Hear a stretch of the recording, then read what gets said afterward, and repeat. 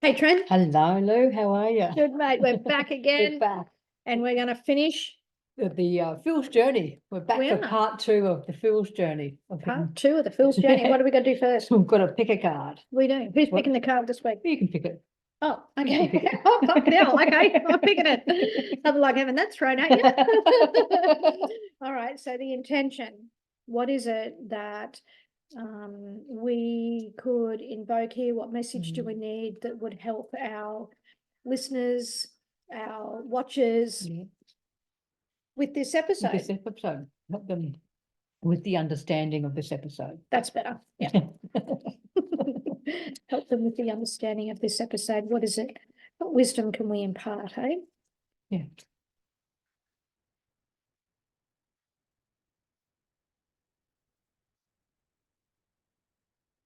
Oh, the King of Pentacles. King of Pence. What do you make of that? He's one card that, I don't know. I get confused with him because Oh, to me, he's always just so arrogant. Well, he can be. He's looking down his nose, Yeah, right? If you have a close But I look at think in that. this case, it's all about, because we're talking about the Fool's Journey and everything, it's the abundance of information, the abundance of everything that's coming through. The abundance of Absolutely. knowledge. Yeah, and also a king represents completion, Yeah. right? So he's completed his journey. And like you said, the wisdom that he gets Yeah. to impart on this, and it's a pentacle.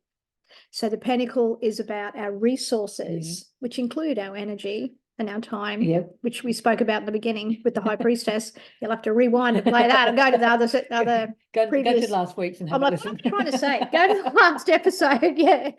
Whereas here, it's he's completed his journey, and it's about the richness, as Tran said before, that you can actually bring. Yeah. And he can represent business. Oh, okay. So for those of you who are in business, or those of you who are looking to invoke these learnings into your life, you can get a real lot out of it and become someone who's very gracious and generous, because he's a very generous person. He's a gift giver. Yes. That's his love language. Yep. This dude is a gift giver. So it's the gift that we're giving. Exactly. It's the gift that we're giving. Yeah, yeah. We're and passing on our we knowledge. are passing on our knowledge, and you can invoke that in your life and then Yeah. share that as well, particularly as you question those archetypes as they come in, or what stage of the journey are you at, and we might go back and forward. Sometimes there's not necessarily a straightforward thing, right? No, that's right. It can be like that. So we're jumping straight into it with justice. We are justice. That's right. All right, let's have a look at justice. So this is justice. There he is in all his glory. We are using the Rider-Waite deck, and we use the Rider-Waite deck to draw the card as well. So yes, we thought we'd keep the theme going with Rider-Waite. This week we did anyway. So justice is about law and justice, truth and balance, right? And this card too also has a connection to the law of cause and effect. So your karmic law also has a connection to that, right? But this is more about self-truth and self-justice. Yes. Right? Is what it's about. So here, the Fool, as he's going through his journey, is learning to see his own truth, right? That's what it's about. And to take responsibility for his past actions and make amends where he needs to make amends so that he can live a more honest future. Exactly. That's what it's about. So justice must be served. It's like one of those metaphors, if you were listening to that a couple of weeks ago. Yeah, it's the justice must be served. And his choice, as in the Fool's choice, is about remaining true to himself and true to his own insights, or go back and repeat the same bullshit pattern again, which would send him back to the Wheel of Fortune, right? Exactly. So is he going to do what he's always done, or is he going to embrace his inner truth and accept that about himself so that he can grow? Exactly. So that's where you're at. If you're making those kind of decisions or repeating those kind of patterns, this is where you're at. So if you're wanting to move forward, then it's going to let you know to invoke the energies of justice. So the justice card, so that you can then honor your own insights and your own truth. Yeah. Yeah. Exactly. Makes sense? Yes. Yes. Okay, good. Then he moves on to the Hanged Man. Now, the Hanged Man is about the stuckness, the procrastination, the delays, the setbacks. Now, he's also about insight, believe it or not, and new perceptions. right? So, and here's something, you see him like he's tied to a cross, right, which can be his cross to bear. Interesting. It is how you perceive it, isn't it? How you perceive it, which is what this card is about, right? So the Fool can be humbled by the cross that he carries, right? Because in life, when you go through stuff and you can get quite humbled by a situation, it might be a bit of a cross you've got to carry, a bit of a cross to bear. You want to make sure, though, it doesn't talk about it in here, but my take on it is you don't want to be the martyr. Exactly. You don't want to be the victim. Don't want to be the victim, don't want to be the martyr, right? You just want to get in and do the thing, not be stuck in it, right? Exactly. So at first, the Fool may feel as he works through this part of it, that he has sacrificed everything, right? But then he learns that as he begins to let go of control, things will move as they should. Now, how many of us fuckers get stuck in that, right? We're hanging on so tightly. Hanging on so tightly. So what does the Fool learn here? He learns about vulnerability and surrender. That's what he's learning to do here. And as you look at that Hanged Man card, he's actually, on this particular deck, the Rider-Waite deck, he's actually quite comfortable in it. Yeah. And he's I know stressing over it. He's not really stressing over it, no.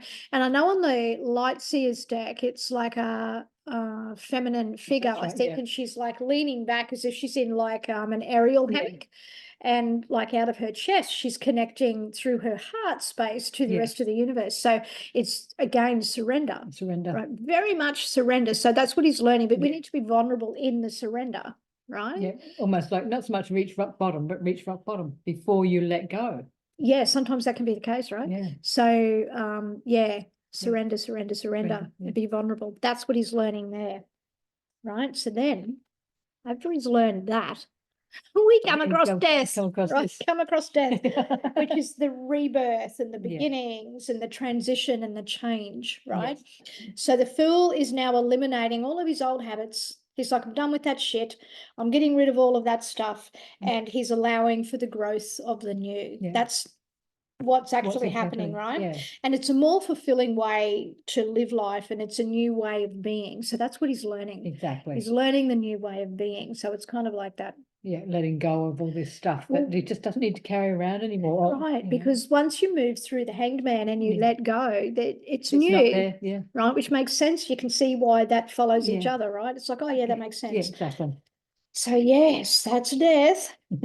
And then temperance. So temperance is about alchemy and magic and flow and balance and harmony, right? That is, and subconscious. The subconscious stuff, right?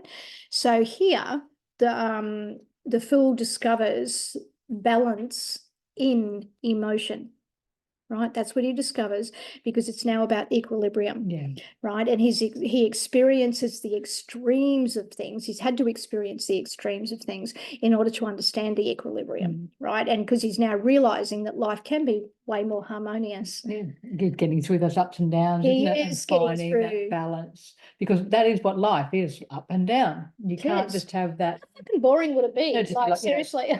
It's almost coming back to, the flat line. Yeah. Flat line, I love that. Yeah, so you come back from the flat line and now you're realizing it's okay to be in life's flows, and you'll find equilibrium emotionally, potentially, is what will calm your nervous system, right? And it just makes so much sense. It does, but we just keep getting tied up in old patterns, old behaviours. Oh my God. And speaking of which, guess what he does next? He meets the devil. He goes backwards. He meets the devil. The devil is about the limitation and the restriction and the lust, and the can be mental illness too, right? But the material distractions and the addictions. So what happens here is the Fool learns about the seductive binds, the things that tie us through seduction and addiction and lust and all of those things. So this is what he's learning here. So it's that temptation, isn't it? It's that temptation to, it feels really good, but I know it's not good for me. Yeah, right. It's kind of got to battle the ego and go, you know what? I know this is no good for me. And for some people, that can be really hard to do. They get back in that bloody cycle, right? But here, by experiencing this, he learns what the price of ignorance is. When you ignore something, or when you act out of despair, right? He's learning here what those behaviors lead to, right? Which is quite restricting. It is. Right? It is. So that's what he learns. Now, sometimes in life, I don't know about you, but sometimes when I'm facing the devil like that, sometimes I need a really good kick up the fucking ass to get me moving again, or to have my world kind of shatter and fall apart. Yes, exactly. And then you go, oh my God, why did I not see that before? You know, or I need to eliminate that or eliminate this, or it's almost like we've got our blinkers on. Sometimes absolutely, we've got our blinkers on because we're in the moment of feeling good about the addictions and the lust and all of that stuff. And you're right, we have the blinkers on, right? So we can be blinded, but yet we need to experience in order to understand what not that to is. go back to sometimes. Absolutely. Yeah. Like, you kind of got to know how fucked it is. Exactly. But then we keep going back to it anyway. Well, we do, and then we're challenging, where are we in the journey, right? Where are we in the journey? So I find it interesting. So sometimes when you need that kick up the ass, that's going to look like the fucking tower. Come along. It's that sudden change, the lightning bolts out of the blue, and it's going to, the structure's going to collapse. So something's literally going to fall apart. So it's destruction, and it shakes us up and it shapes us. Yes. That's what I like about it. So sometimes after dancing with the devil, you need to kick up the ass. That's sudden change, and this is the energy that does that. And that's what's required to get us to release and let go of that stuff. Exactly. Like, addiction's hard. It is. It is. You know, and when I talk about addiction could be this emotional addiction. Some people are actually addicted to feeling like shit. Some of them are addicted to the drama. Because of the chemicals that are released in our body and how that's produced. Exactly. It doesn't have to be what we normally think when we say addiction. It doesn't have to be the normals. It's many forms of addiction. What your own thoughts are leading to. And it's interesting because the fool learns as he's gone along and I'll just skip ahead just for a fraction. But all of this is learning, like, from that fear or that limitation space, or that there's not all the knowledge there yet. So there's this restriction in how he's learning. Exactly. So and sometimes we do need tower moments. Absolutely. Like you said, for a kick up the ass. It's like, we know we need to move. Get you out of that fucked up toxic environment, whether it's a job or a relationship or just yourself, like how you're treating yourself, you know? So, and you just need that kick up the ass to get you moving, because otherwise you're quite comfortable in this. Yeah, you're getting all your needs met there, or you think you are. You think you are, but you need, the tower moment to shock you out of something. Yeah. We sort of quite often say, oh, the universe has done this to me. Well, no. No, it hasn't. It's done it for you, and it's working through you. Yeah, because you're not taking any notice. Or it's what you're actually putting out there, and now it's coming back to you, right? Because that's that law that, you send the vibration out, the vibration's going to come out and smack you in the face, motherfucker. So what exactly have you put out there? Exactly. Right? What's your thoughts? What's your thoughts? All right. So this is where the fool learns that the ego fortress that he built around himself, built around his beautiful soul, actually, this is where he learns it has to collapse. Right. And it collapses, comes crashing down. And then he realizes that was a mask that he was wearing to protect himself from experiencing ABCD. Right. So that's what that is. And then he learns he's been in prison all along. Exactly. So he gets to get out of that prison now. And it's that monumental fucking crisis. He's able to shift you. Bring us to a knees sometimes, doesn't it? Bring you to your knees, all right. But it definitely results in the freedom and the revelation, if you will, of light and truth, which is your truth. Exactly. Right. And your light. So that's what that is. So what comes after that? We have the star. The star. Okay. So the star, right? I think in the last episode we talked about the chariot. I'm going to go find the chariot, and we're going to have a because we're looking at the want to see this. The chariot, the crown that he's wearing. It does look like the same star. See that? We have up here, Sirius here, and then the star there. So the same star. So it does repeat, doesn't it? It does. Interesting. He's kind of leading to where he's heading, right? Yeah. Now he's here. He's at the star, right? So the star is conscious. It is very conscious as an awareness here, right? It's about freedom, hopes and dreams, vulnerability and tranquility, right? So what the fuck does he learn, right? So what he's learned, because he's no longer hidden by any disguise, because he dropped that, right? When the tower come along, he went, get that fucking mask off. Yeah, exactly. So he takes the disguise off and now he's hopeful and serene, right? Because he's discovered his faith in himself again, right? And his face restored in himself, and he wants to now share that joy with the world. Yeah. Right. And she wants to share it with the rest of the world. And this card is kind of like the peace after the storm. And think about that as a metaphor, that after the storm, how peaceful is it? Like you could feel the tension as the storm's building, right? You could feel that in the air.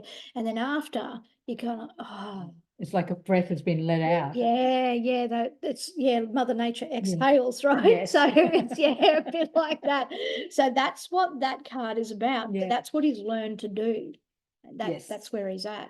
And it's really like, because the figure on the card is naked, it's like putting himself out there completely as he is. There's no mask, there's not hiding behind anything. Absolutely, Tren. Here I am. Here I am as I am. Absolutely. That is a really good point you raised. So I think that's pretty cool.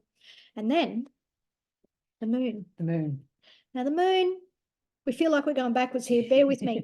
So the moon is about illusion, deceit, intuition, reflection, delusion, creativity, and imagination. And here's where the creativity and the imagination matter. Because what the fool learns here is that sometimes your imagination can run away, and the creativity, you can create scenarios and shit that aren't even there, right? Or they're not real, they're not true. So he learns that the creative imagination can make for bizarre and beautiful thoughts, which it can, and ideas to rise to the surface. Now, as that happens, if we're coming from a state of fear, guess what else is going to rise? Just more fear. More fear and more anxiety, right? So if that's what's happening to you, then you come back to this energy and go, okay, how can I embrace the creative side without invoking or bringing that fear? Because it can raise that, and it'll get you to look at that shit, but that story's not true, right? You know, what does they say fear stands for? Fuck everything and run. But no, it also stands for false evidence appearing real. It is not real. So take which one of you like. False evidence appearing real, right?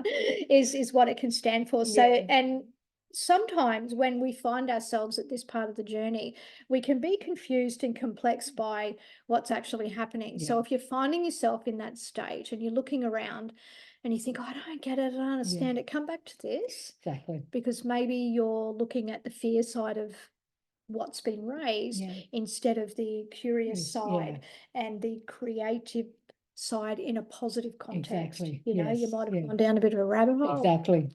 Yeah. And it's like really it comes back to take note of your own thoughts. Absolutely. Even if you are going down rabbit holes, take a step back. Take a step back. You know, and then see, okay, what am I really need to see? It's almost like you're taking masks off. Absolutely. Wiping things because away. he's reflecting, right? So the moon's reflective. So you are being asked to look at that shit, you know, and the subconscious stuff that may come up. It's coming up for a reason, isn't it? Absolutely. It comes up for a reason. It's an opportunity. It's an opportunity to dive into and see what that's actually about. And the sooner that you can run through that process and release it, the better. The better. And just be not tempted, go back to the devil, not tempted to shove that back down into the subconscious. Absolutely. To squash it back down, because it's just going to explode. It's just going to come back up. And that's a really good point that Tren raises, because if we tend to go backwards and then forwards and backwards and forwards, we get stuck in a loop. Exactly. Right. So if you can identify, if this journey, and speaking about this journey today and last week, has been able to help you identify where you're at and what to work with, I think that's our job done. Good. You know, I think that's a good thing. Yeah. Really good. Then he comes across. The sun. The sun. Favorite card on the deck. Yeah, Lou's favorite card. My favorite card. So happiness, joy, light, inner child, hope, energy, lots of energy, abundance, fertility, and vitality. right? So the sun shines light on all that has been hidden, right? That's what the sun does. And it enlightens the path so that the fool can both feel and understand, right, the goodness of the world. Yeah, because he's been through some Because shit. he's been through some stuff. So he goes, actually, there's some really good stuff yeah. that happens here.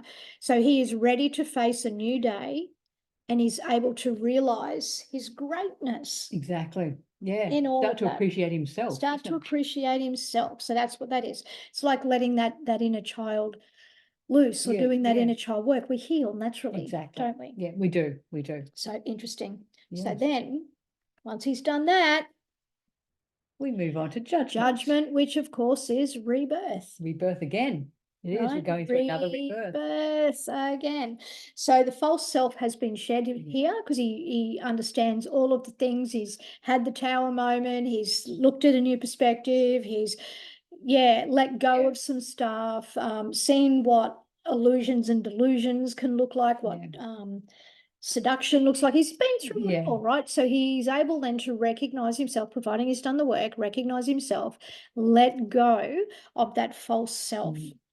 And he then discovers that the world and he himself and all of the things that he brings to himself, he discovers that it's joy, not fear. Yes. Joy, not fear. That is life itself.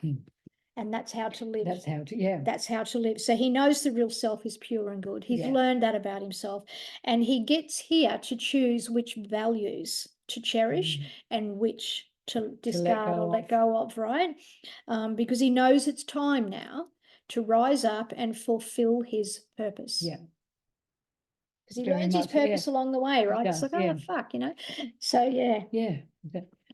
So also talking about letting go of certain things, also letting go of ideals that have been conditioned. They're not even his. He's just taken them on because somebody told him this is what they had. Oh, this is a good idea. You should do this. And it's like, no, he hasn't sat and felt, how does that feel for me? So he's learning and letting go of and really realizing who he is. Absolutely. Who they are. Who they are. Yeah, absolutely. Yeah. So very interesting. Yeah. So then we have the world, and the world is the completeness, the cycles, the endings, and of course, the beginnings. The beginnings. So the fool has re-entered the world with more understanding. He's integrated all the parts of himself, and the parts of himself being all the major arcana along the way, and he's reached a new level of fulfillment. He now becomes actively involved in the world by putting himself and his purpose out there. And that's the place that he comes from. So his unique gifts and his talents. He's like, this is who I am, this is what I do. So through perseverance and honesty, he reestablished the courage that first set him on his journey, original journey.